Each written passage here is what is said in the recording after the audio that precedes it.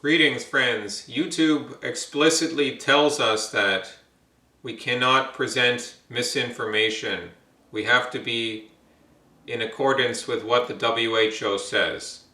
So I do not disagree with the WHO, of course not. I'm just seeking clarification here.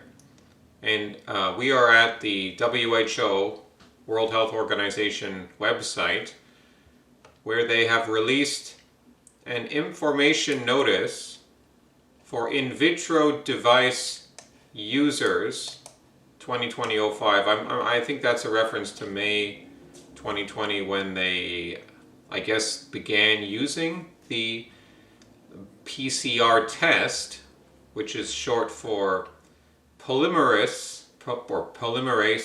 chain reaction test, which uses nucleic acid testing technologies for the detection of CV.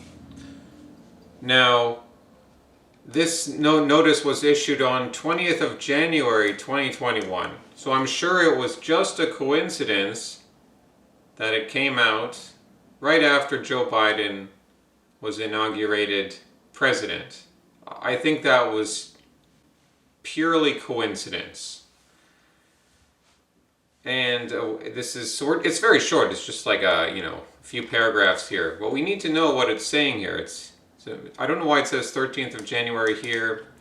I was looking at another source that said the offguardian.org that said December 14th.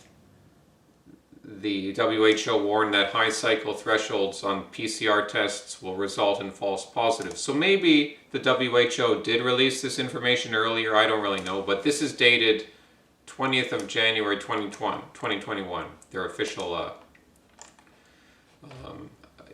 their official message on this topic. And the target audience is laboratory professionals and the users of in vitro devices. In vitro means in a test tube or in glass or in a controlled environment doing some sort of chemical or biological process or reaction. And the purpose of this notice is to clarify information previously provided by the WHO. And it supersedes WHO information notice for blah blah blah. So you always have to stay up to date with what the WHO says. If you have an old video that says what the WHO said 5 months ago, and now they say something different, that old video could get you flagged, could get the video deleted, could give your channel a strike. Who knows? They could just take it down. Anyways, that's beside the point of this video. That's sort of a parallel subject. And the WHO requests users, to follow the instructions for use when interpreting results for specimens tested using PCR methodology. The users of these in vitro devices must read and follow these instructions carefully to determine if manual adjustment of the PCR positivity threshold is recommended by the manufacturer. Now, of course, they're going to be using some technical language here. Don't get too bored. Look at it from the perspective of why are they using this boring language? It's to mask, it's to deceive, it's to hide things which should be much more obvious. Now, how does the PCR test work? Now, obviously, I'm no biologist or chemist, but here we have an image of how it kind of works. So it takes nucleotides from a sample of biological material with DNA in it, and they get from that DNA they take some nucleotides, and it goes into a little test tube, small thing, and there's different ingredients here. There's also a mixed buffer, TAQ polymerase, I believe that's an enzyme that was if I'm not mistaken, is extracted from a particular bacteria that allows this enzyme can be used at different temperatures, warmer temperatures. Then the DNA sample, they also use something called primers, and then there are the nucleotides. And this goes through a process which they call one cycle, or one PCR process. It starts with denaturing, where the strands separate at 95 degrees Celsius. Then the second stage is annealing, where primers bind the template. I'm assuming the template is the original DNA sample, or maybe that's nucleotides. Again, I'm not an expert, just giving you a basic idea here. And then number 3, extension at 72 degrees Celsius. They synthesize a new strand, so you're producing more of the same genetic material from just a very tiny bit. And then so this is one cycle. So when they say PCR test or PCR cycles, they mean how many times are they running the cycle? Because when you run it in the second cycle, you'll now have the new material that you've added on. So you'll be continually going through this cycle up to, they say 30 or even 40 or more cycles. And that becomes a crucial issue, the number of cycles. This has been something that people have pointed out for a long time, has been flawed, and has produced all of these false positives. Maybe not all of them, but a high number of false positives. Therefore, inflating the case numbers, which the governments have used to justify all of their policies, including lockdowns, masks, all of this stuff. So, let's look here. It's saying follow the instructions. Now, how stupid is that? It's telling the laboratory staff to follow the instructions, which were originally supposed to be there, or were the instructions that they should have been there from the beginning. But so it's like, hey, follow the instructions. So you're admitting that like an untold number of labs have not been following the instructions for interpreting the results of specimens tested using PCR methodology. They're admitting that right here in the notice. This is hilarious. So WHO guidance,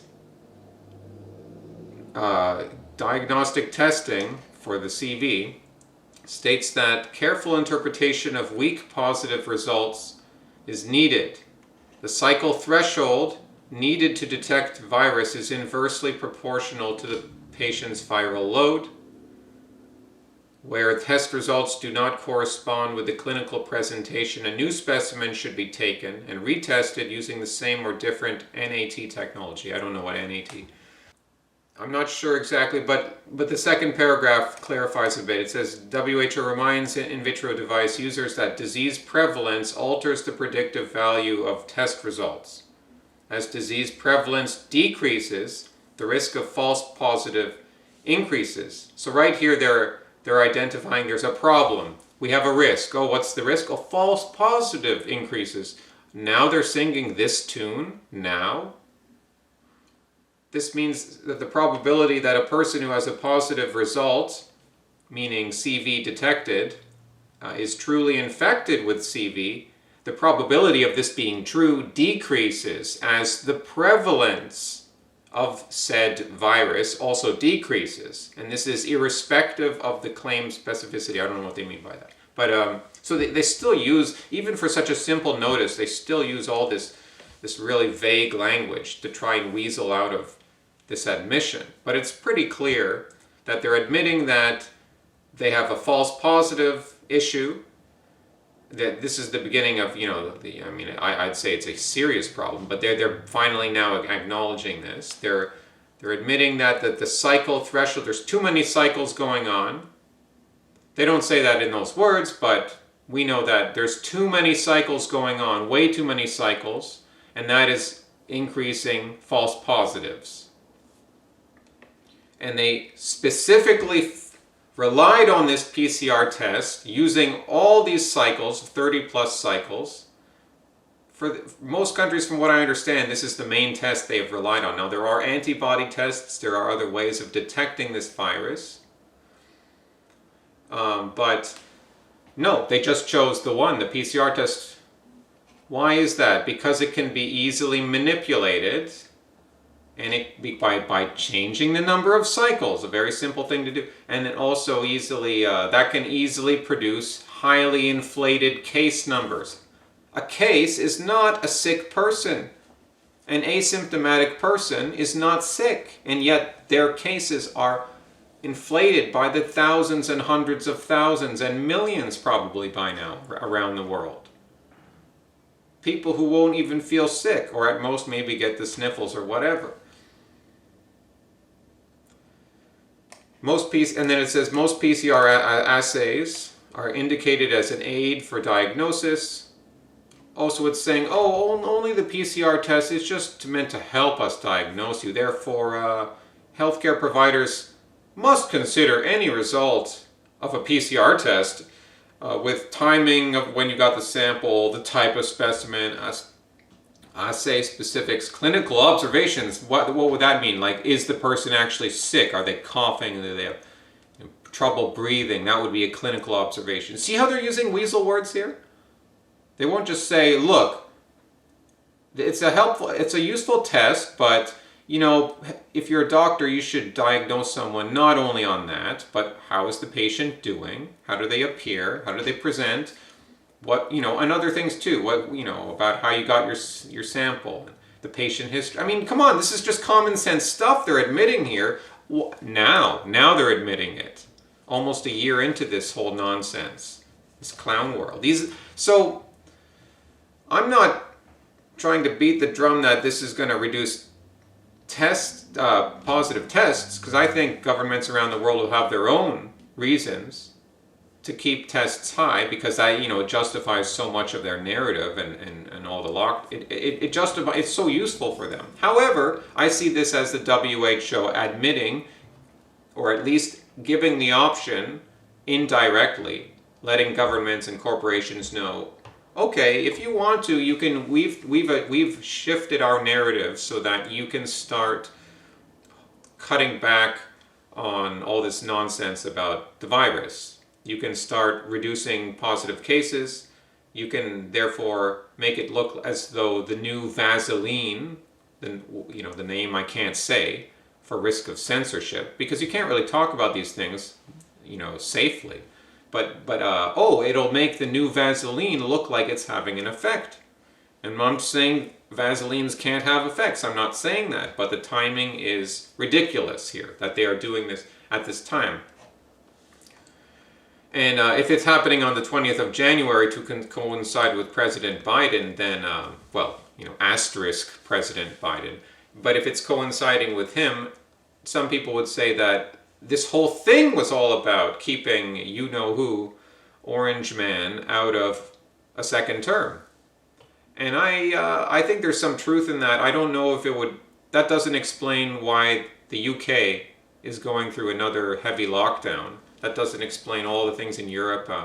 It would, to an extent, explain why Asia has mostly moved past this nonsense. But what about Australia? Was that to keep Orange Man out of the second term? I don't buy it completely, but certainly that I can see that being a large component and a useful aspect of this whole virus nonsense.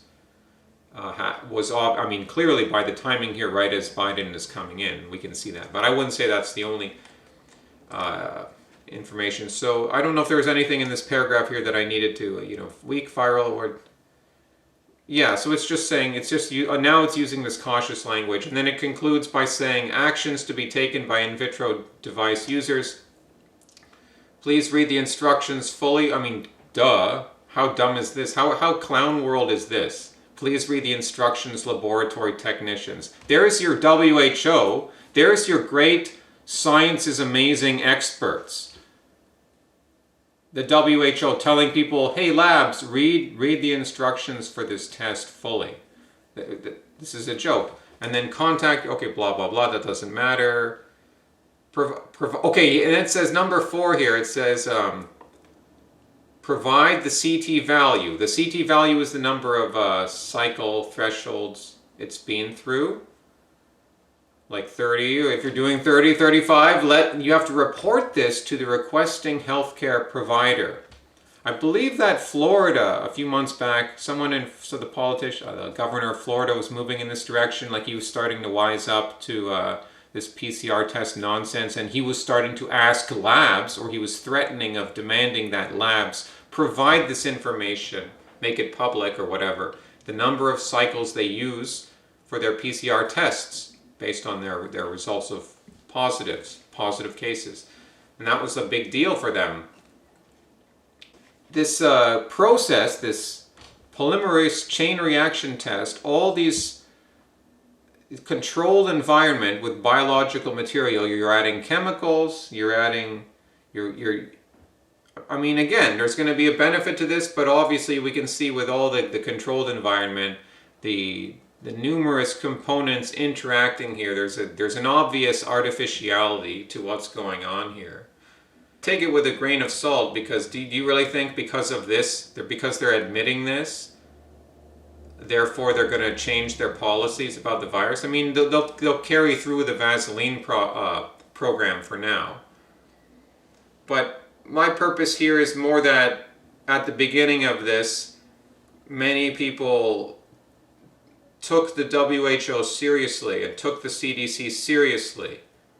And like whatever they said, well, that's what we have to do. We have to do masks because now that's what they say. We have to do lockdowns because we're following the medical advice. And by the way, the WHO some months ago, they also said lockdowns don't help. Basically, they said stop doing them. So that went out the window. And now they're saying, oh yeah, the PCR test is being used in a flawed way. So I doubt that the mainstream media will pay much attention to this.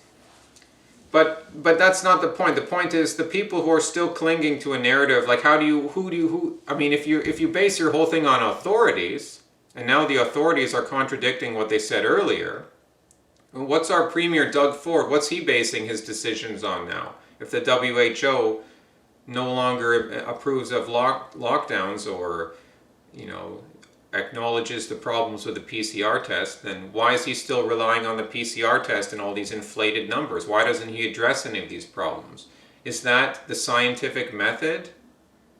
Why is there censorship of all these matters? Why are so many academics and scientists who have a contrary view, who've been pointing out these problems for months, why are they silenced? Why are their videos taken off the internet? Hasta luego, amigos.